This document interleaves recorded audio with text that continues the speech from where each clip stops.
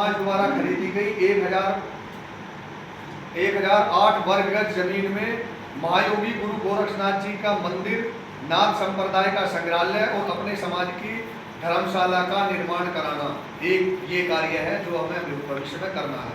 दूसरा, प्रथम चरण में मेरठ सहित उत्तर प्रदेश में अपने समाज की जनगणना करना, जो आज शुरुआत कर रहे हैं।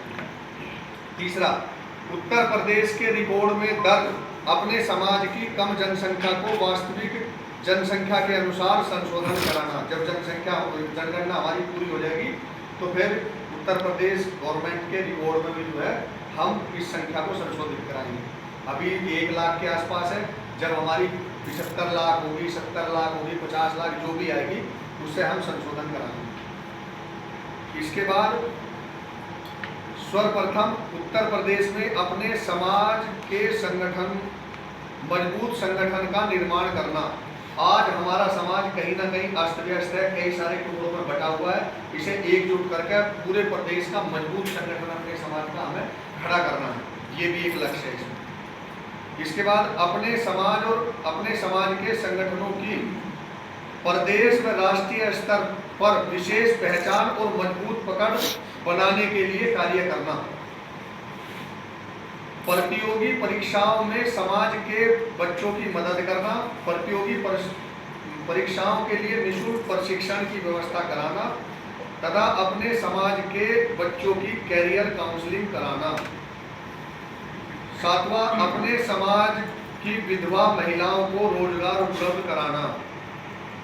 उस दिशा में हम लोगों ने पहले भी कई बार लिखा है व्हाट्सएप पे भी, किसी की जानकारी में कोई भी ऐसी विधवा महिला हो जो कोरोना काल में या उसके आगे पीछे जो विधवा हुई है और रोजगार की वास्तव में परिवार को जरूरत है, तो कोई ना कोई छोटा मोटा स्वरोजगार उस परिवार को हम कराने की योजना बना रहे हैं। यदि ऐसी कोई महिलाएं किसी की भी संज्ञान में आती है तो आप हमारी टीम को जो है उसकी जानकारी दो, ताकि उस दिशा में भी काम कराया जा सके।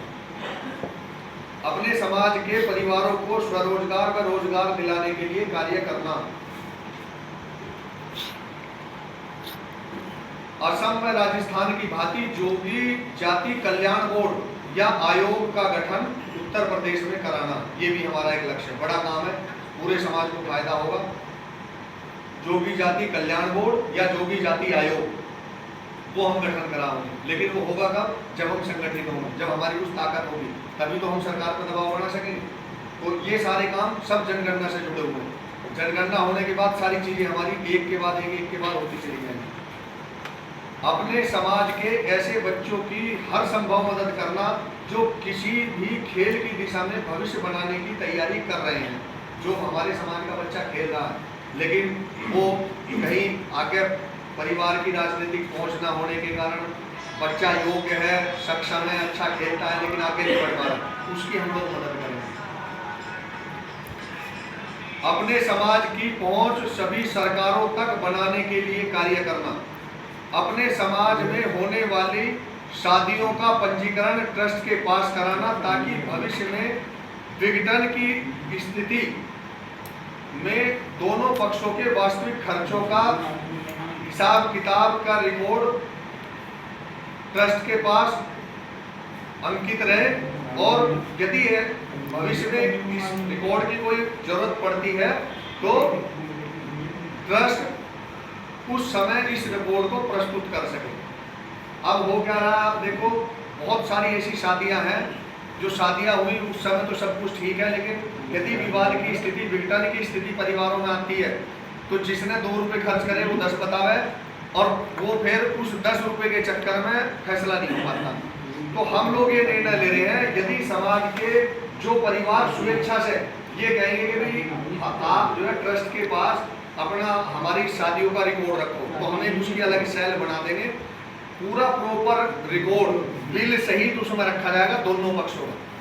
जब बात बढ़ रही है, जिस समय शादी होती है तो दोनों बिल्कुल सही जानकारी देते हैं, एक दूसरे पे विश्वास करते हैं, और जब विघटन की स्थिति आती है तो कोई पक्ष कोई से विश्वास नहीं करता और 2 के 4 बतावे। तो वो सही प्रॉपर रिकॉर्ड है, ताकि हम ज़्यादा से ज़्यादा ऐसी स्थिति पैदा कर सके समाज में कि हमारे समाज के केस कम से कम थाने और कचहरियों में दर्ज हो, कम से कम दर्ज हो। हम दूसरी स्थिति तक अपने स्तर पे चीजों को सुलझा सकें। ये भी एक प्रयास किया जा रहा है।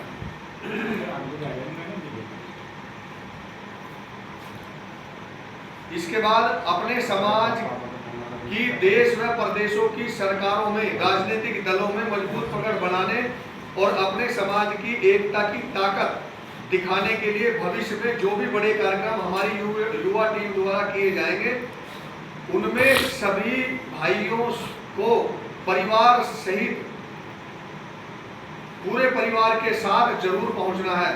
किसी के रोकने से रुकना नहीं है और न ही किसी के बहकावे में आना है। तभी हमारा समाज हर क्षेत्र में आगे बढ़ेगा और तरक्की करेगा। यानी इसका क्या है, हम लोग जो ये चुनाव आ रहे हैं, चुनाव से पहले बड़ा कार्यक्रम प्लान कर रहे हैं। यदि भगवान ने चाहे तो उसका प्रयास करेंगे। कम से कम 1 लाख की संख्या का कार्यक्रम यदि हम एक यहाँ डिजाइन करते हैं, तो उसमें हम सबको, जब आप गणना के लिए हर घर में जहाँ जाओगे, उन्हें एक बात कहनी है कि यदि जहाँ समाज की ताकत दिखाने की बात आती है, तो 2 घंटे के लिए अपने घरों का ताला मार के दूसरे समाज की तरह आपको सबको वहाँ 2 घंटे के कार्यक्रम तक पहुँच के अपनी ताकत दिखानी है। यदि हम इसे करने में सफल हो गए, तो जो भाई आज हमारे 10 साल, 15 साल, 20 साल से राजनीति कर रहे हैं और उन्हें कोई पूछ नहीं रहा है, उन्हें टिकट भी मिलेंगे, उनकी पूछताछ भी बढ़ेगी और उनकी उन पार्टियों में तरक्की भी होगी। तो उस काम को कराने के लिए, पार्टियों का दबाव बनाने के लिए, सरकार का ध्यान अपनी तरफ आकर्षित करने के लिए ये कार्यक्रम हमें करने पड़ेंगे।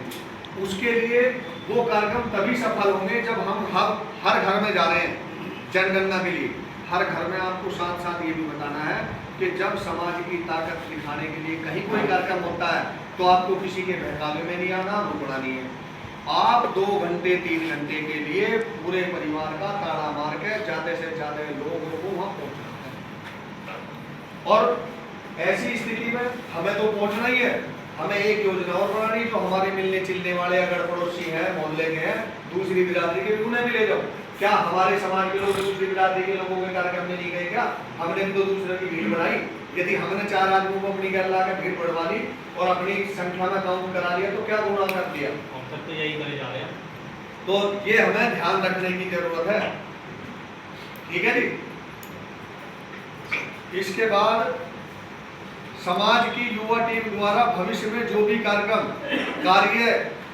करने का विवरण इस पत्रक में अंकित किया गया है, उन सभी कार्यक्रमों में आपको जाने से रोकने या कोई सहयोग करने से रोकने वाले समाज के वही नेता और उनसे जुड़े हुए व्यक्ति होंगे जो समाज सेवा का केवल दिखावा करते हैं और समाज को एकजुट होने से हमेशा रोकते हैं, क्योंकि ये लोग फूट डालो राज करो की नीति अपनाते हैं। इसलिए हम सभी भाइयों को ऐसे लोगों से बचने के लिए सचेत कर रहे हैं। इस पत्रक के माध्यम से हम अपने आदमियों को सचेत करें, भाई ऐसे लोगों से सावधान रहिए। हम किसी की बुराई नहीं करें, लेकिन किसी के बहकावे में मत आइए, क्योंकि वही हमारा जो बड़ा कार्यक्रम है, हमने ये भी